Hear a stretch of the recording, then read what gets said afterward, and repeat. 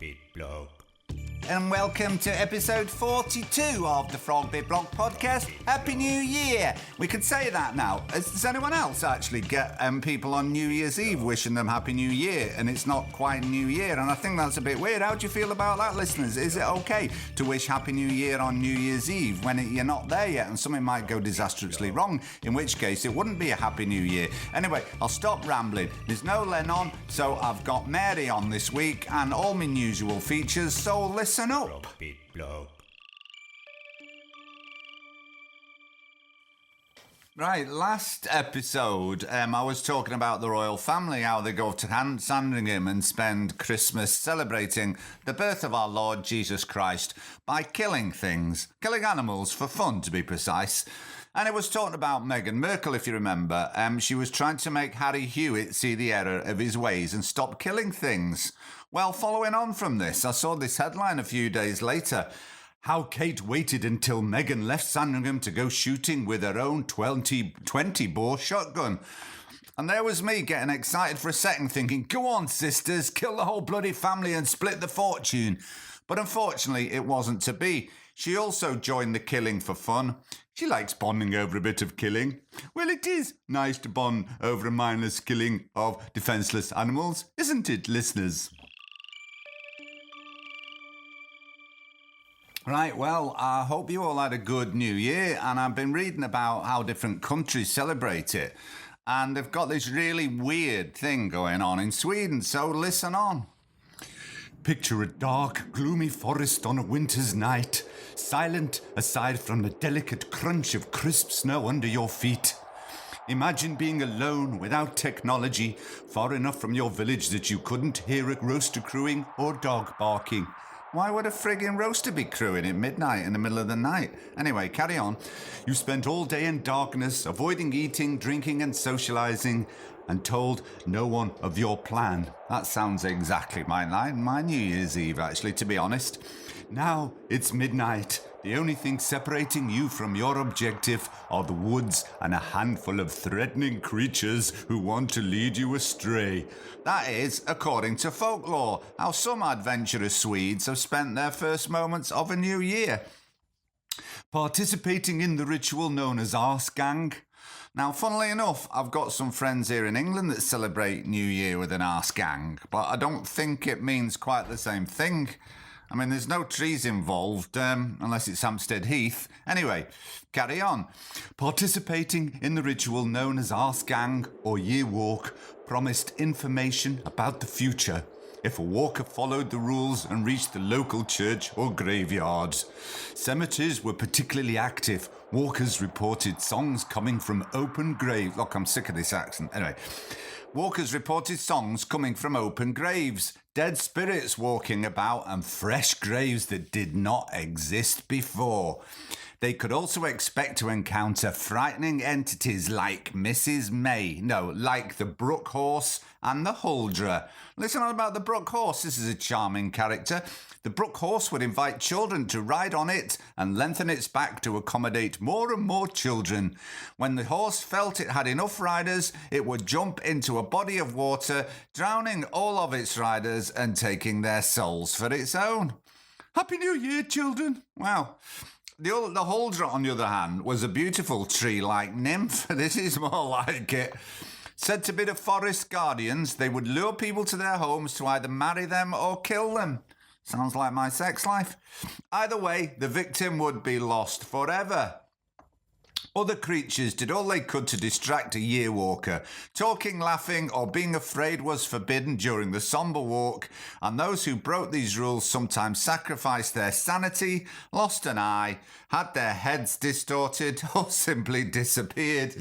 Bloody hell, I think I'm going to just stick to singing Old Lang Syne. It's a lot safer. Happy New Year.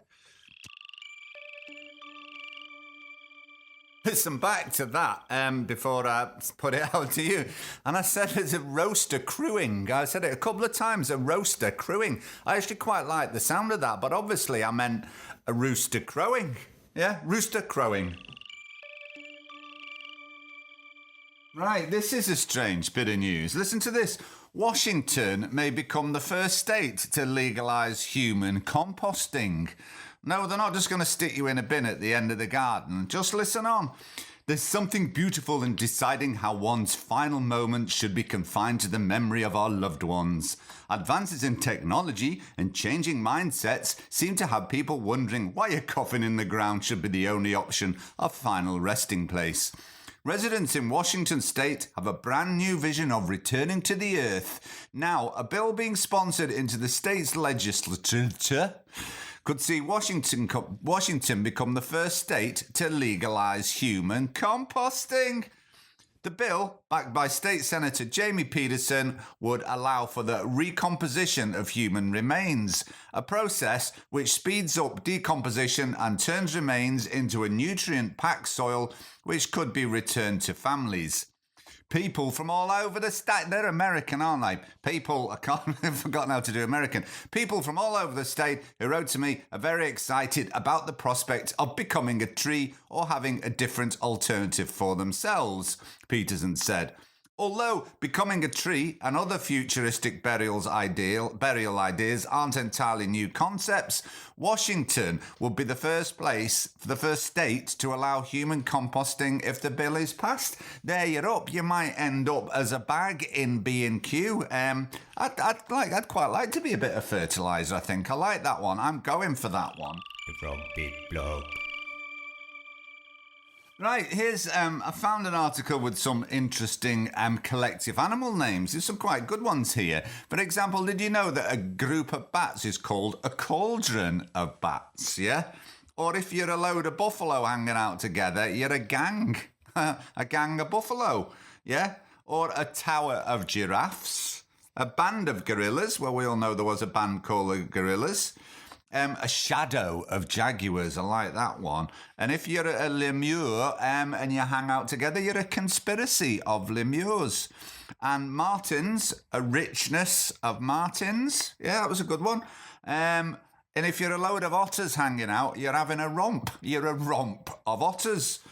And porcupines, of course, a gang of porcupines is called a prickle. A prickle of porcupines. I like that one. And here's a really obvious one. If you've got a load of rhinoceroses, is it rhinoceroses or rhinoceri together in a room, it's called a crash. They're quite good, them, aren't they? Hunter shoots dead another huntsman after mistaking him for a deer. How on earth do you mistake a four-legged fluffy cute deer for a two-legged twat? Anyway, Justin Birtle, 38 of Sanford, Michigan, was pronounced dead. That's D-E-A-D, pronounced dead, at the scene after being accidentally shot by a fellow hunter. Local media reports the Michigan man was shot and killed while hunting on the state's opening day of firearm deer season. Yep. Firearm deer season. What a lovely title. Even though it does conjure up images, doesn't it, of giving animals the right to shoot back. Yeah, wouldn't it be great if we could train them to shoot back? It's firearm deer season. Anyway, yeah, that's what happens if you go around shooting things with guns. You might get shot. And what do we say to that? Ooh, good, I hope it hurt, I hope it hurt, ha ha ha ha. Ooh, good, I hope it hurt, I hope it hurt a lot. Hey! Ooh, good, I hope it hurt, I hope it hurt, ha ha ha ha. Ooh, good, I hope it hurt a lot. Hey! Right, well, if you live here in the UK, you can't help to have heard about the Piers Morgan sausage roll controversy. Yes, a sausage roll controversy. That's the second sausage roll controversy we've had here on the show, isn't it? If you remember last year, there was one that looked like Jesus. As if Jesus was ever going to come back hidden in a sausage roll. I kid you not. Anyway, this time, the man that decries the young generation as Generation Snowflake is, well, surprise, surprise, a snowflake himself. When Greg's Bakeries here in the UK announced they were bringing out a vegan sausage roll, presumably to meet demand, this is what Piers said. "Nobody was waiting for a vegan bloody sausage, you PC-ravaged clowns. Isn't it time you changed your name to something more gender fluid and less toxically masculine?" There you go, Piers. Nobody was waiting for a sausage roll. You see, Piers is such a man of the people that he speaks for everybody, and he can quite categorically state that nobody in the whole world was asking for one. And if you were asking for one, you were a PC-ravaged clown. PC-ravaged clown, that's a bit of a weird thing, isn't it? What do you fantasize about, Piers? Is it about PC-ravaged clowns? Yeah, you're wrong. And anyway, not only did someone want a vegan sausage roll, it turns out that they sold out so quickly that Greggs couldn't keep up with demand, and they've sold hundreds of thousands of them. So, well done for keeping your finger on the pulse there, Piers. But then the controversy went even further. I didn't see this because I don't watch him, but he decided to eat one live on TV. But guess what? He had a bucket handy, and as he ate it, he had to vomit it out into the bucket. Well, now you know how we feel when we watch you obnoxious, self-serving child. And how childish is that, needing a bucket nearby? Mummy, don't make me eat the vegetables. I'm going to be sick if you do. Then you'll be sorry. And I'll scream and scream and scream, and I'll be sick everywhere. And guess what? Since this, great news, Pierce has been hospitalised with gastritis and duodenitis. Which is like stomach illness, and he blames the vegan sausage roll. You know, the vegan sausage roll that he, of course, didn't even eat because he spat it out like a child into a bucket. Well, I hope someone tried to poison you, so don't get well soon, you frigging child. And talking of all things vegan, there's been another vegan thing in the news. Buses in Shropshire, here in England, had a veganuary advert on them. If you don't know what that is, it's this January, the Vegan Society are trying to encourage people to go vegan for the month. And the buses had these veganuary adverts. And it's funny enough, I've just noticed round our way that buses, they have these electronic signs on the front with them, the destination and the bus number. And between stops, they've started putting intermittent digital adverts on them. Anyway, these ones in Shropshire were to promote veganuary. Now wrong with that, you'd think, but think again. Someone's complaining. Yes, the haters of the nanny state, the Tories, well, they want it when it suits them, doesn't it? The Shropshire Deputy Council leader, Steve Chamley, said in a series of tweets that he wanted to stop this veganism.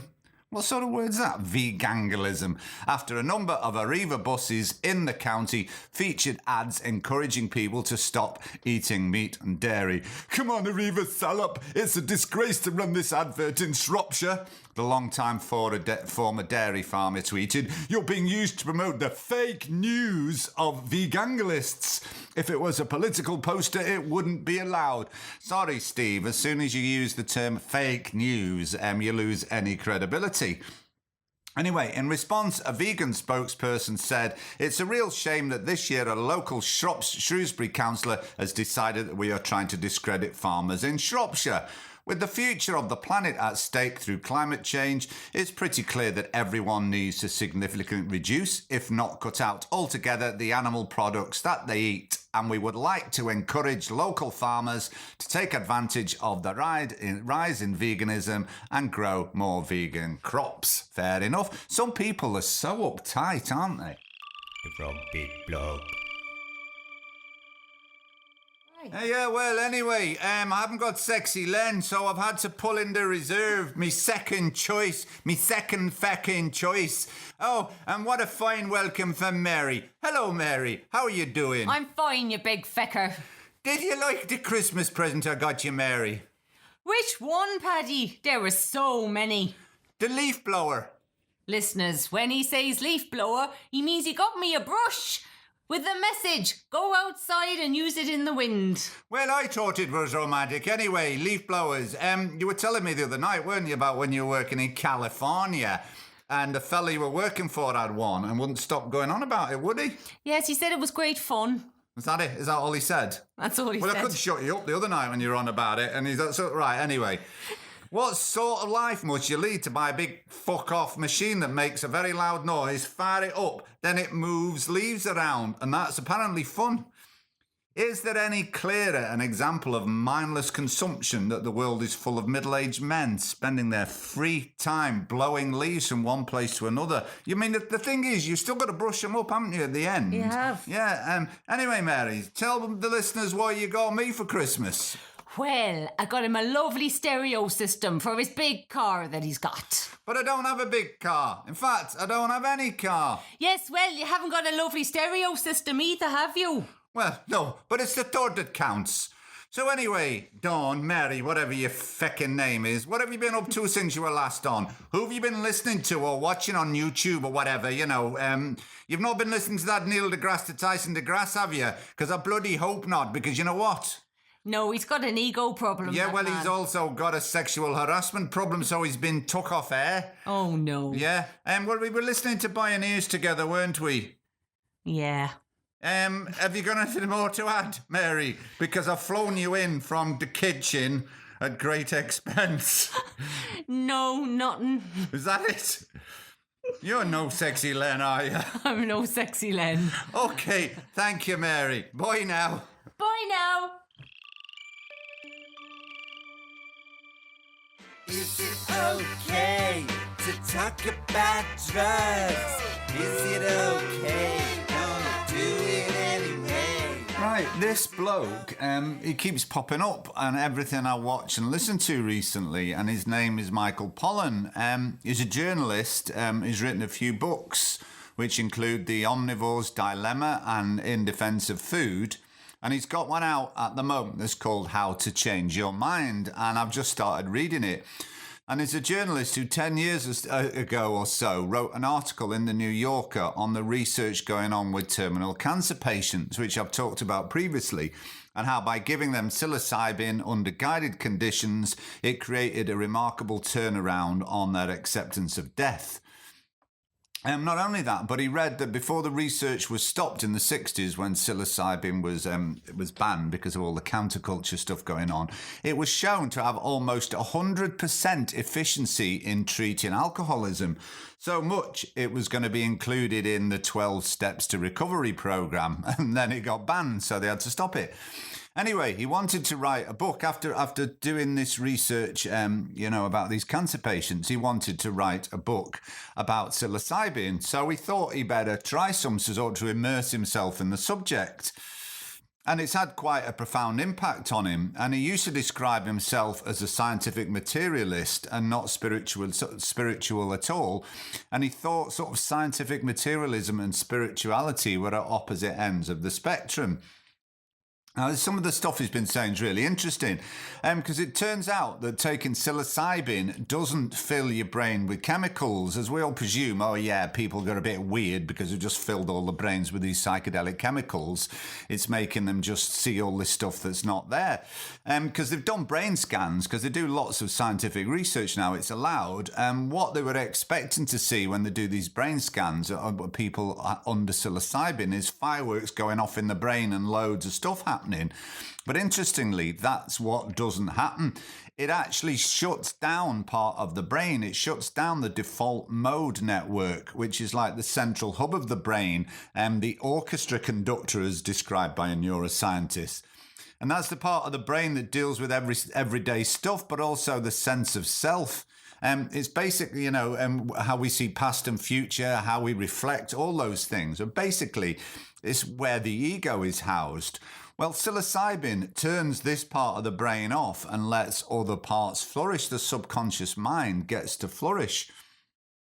So anyway, he was talking about this psilocybin trip that he took. It's guided, where you take it blindfold, you take it in a room with two guides to help you, and afterwards you go back the following day or a few days after and talk it through. So it's under very strict controls. Anyway, he took a guided psilocybin trip, and he took a strong dose, and his ego dissolved, and he came to realize the opposite of spirituality wasn't materialism, it was the human ego.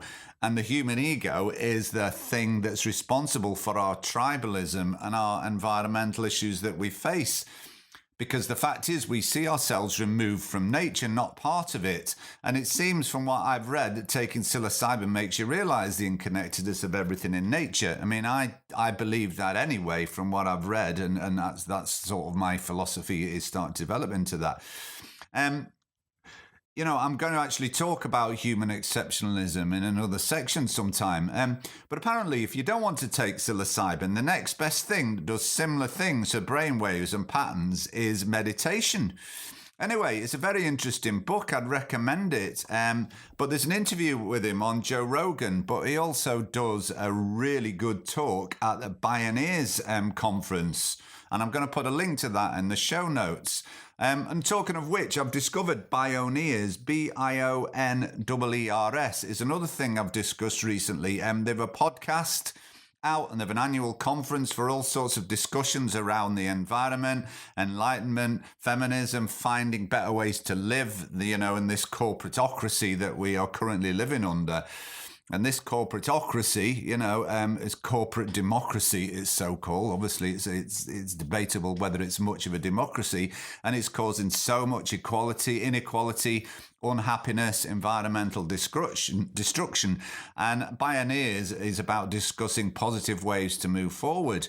And I really do recommend either watching some of the stuff on YouTube or listening to their podcast. It's very good. But anyway, Michael Pollan, interesting bloke, read his book or catch up with him because he's all over the place at the moment. There's loads of YouTube clips of him being interviewed and that sort of stuff. So anyway.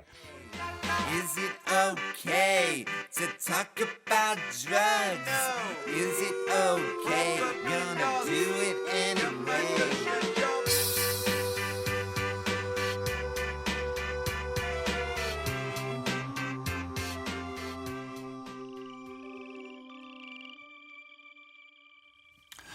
Once again, nature shows itself to be intelligent, conscious and deliberate. And this is about a fungus, which is interesting because I found out that we share 60% of our DNA with fungus. So we're not that far apart, really, are we? And I heard about this one on the Pioneers podcast, but the quote below is from a magazine article, so listen on. To find the world's most sinister examples of mind control, don't look to science fiction. Instead, go to a tropical country like Brazil. Actually, if you're going to go to Brazil, don't go if you're LGBT, as the new fascist dictator won't like you. And also, if you're going to go, you better go quickly because he's turned over the rainforest to logging interests and is about to wipe out the indigenous tribe people, the fucking twat. Anyway, still, he's just been over to Israel to get baptized, so at least he's got God on his side while he's busy dishing out hatred, oppression and murder. Anyway, as I was saying, go to a tropical country like Brazil, then venture deep into the jungle. Find a leaf that's hanging almost exactly 25 centimeters above the forest floor, no more, no less. So you might have to take your tape measure with you, so don't forget to pack it when you go. Now look underneath it. If you're in luck, you might find an ant clinging to the leaf's central vein, jaws clamped tight for dear life. But this ant's life is literally over, and its body belongs to Ophiocordyceps unilateralis. I should have checked that before I said it. Ophiocordyceps unilateralis, the zombie ant fungus. I'm sure I used to know a band called Zombie Ant Fungus. Anyway, when the fungus infects a carpenter ant, it grows through the insect's body, draining it of nutrients and hijacking its mind. Over the course of a week, it compels the ant to leave the safety of its nest and ascend a nearby plant stem. It stops the ant at a height of 25 centimeters, a zone with precisely the right temperature and humidity for the fungus to grow. It forces the ant to permanently lock its mandibles around a leaf. Eventually, it sends a long stalk through the ant's head, growing into a bulbous capsule full of spores. And because the ant typically climbs a leaf that overhangs its colony's foraging trails, the fungal spores rain down on its sisters below, zombifying them in turn. Wow. So there you go. How is that not intelligent conscious behaviour, eh? And that is a fungus. And again, it just goes to show Nature is clever, it's really, really clever. Nature ain't a Tory, nature ain't a Trump. That's not saying much because they're really, really dumb. Oh, nature is clever, it's so fucking clever. Cleverer than Trevor, though I don't know a Trevor. That's all that rhymes with clever. Actually, there's Weber and never and fucking vegan leather. But nature is clever, it's really, really clever. 50 years ago, the wildly inspiring David Bamberger bought the worst land he could find with the aim of bringing it back to thriving life. Although David Bamberger was born into poverty, he went on to become an immensely successful fast food tycoon before cashing in his chips. Cashing in his chips. Fast food. Brilliant. Before cashing in his chips and assuming the role of totally inspiring steward of the land. After selling his company, Bamberger was his name, not the name of the fast food company. Though it could have been, couldn't it? He could have, come and try a Bamberger, wham bam, thank you, Bamberger type thing. Yeah, but it wasn't called a Bamberger. That was his name. Anyway, I've lost myself. Anyway, Bamberger. He took to the hills to begin his work. They always say that, don't they? They took to the hills. It's always the hills they take to. I wonder why that is. I don't know. Maybe they were nice people. Anyway. My objective was to take the worst piece of land I could possibly find in the hill country of Texas and begin the process of restoration, he says in the short film. Oh, there's a little film, Cellar, Water from Stone. He settled upon a wasteland of 5,500 overgrazed acres of wall-to-wall brush. There wasn't any grass, there wasn't any water, nobody wanted it. And thus Cellar Bamberger Ranch Preserve was born. By working with Mother Nature instead of against her, he says, he was able to bring the beautiful, thriving life. And apparently it's full of trees and there's a big lake and it's absolutely wonderful. So good on you, mate. Another example of Rich people doing good eco things. Rich people doing good eco things. Rich people doing good eco things. It's not where you're from, it's where you're at. And you can't help it if you're a posh rich twat.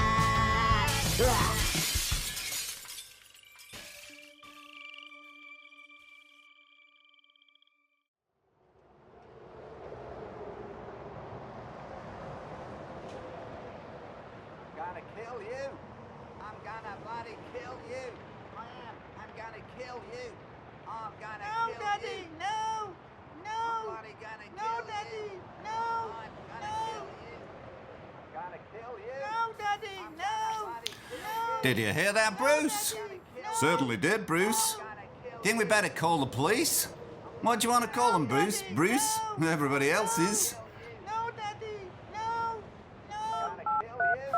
I'm ringing him now. Yes, police. Sounds like a man's murdering his child. Get here quick. 7 Wallaby Avenue, Perth.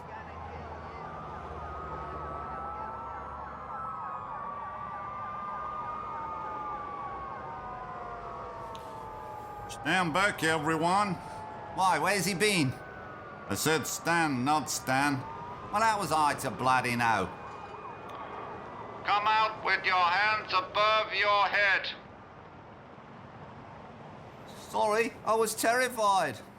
Of what, your child? No, there was a bloody great spider in the house. Scared the bloody life out of me, it did. Yep, police in Western Australia have confirmed they sent multiple officers to an emergency call that turned out to be a screaming man with a serious fear of spiders. Concerned passerby was walking outside the house in suburban Perth when they heard a toddler screaming and a man reportedly shouting, "Why don't you die?" After they called 000, officers arrived to find a man trying to kill a spider, who apologised for having an extreme fear of arachnids. Well, I presume that's the man, not the spider. Anyway, some people, scared of spiders. Mind you, the ones in Australia are massive, aren't they? I've seen videos of one eating mice, and I think they can also eat children, I think. Well, that's all I've got time for. Thank you for listening to the show, and thank you for coming on, Mary. And when I say it's all I've got time for, it's really all I can be asked doing because I'm busy. But no, I hope you've enjoyed the show, and Len will be back on in a couple of weeks. So I'll see you then. Bye!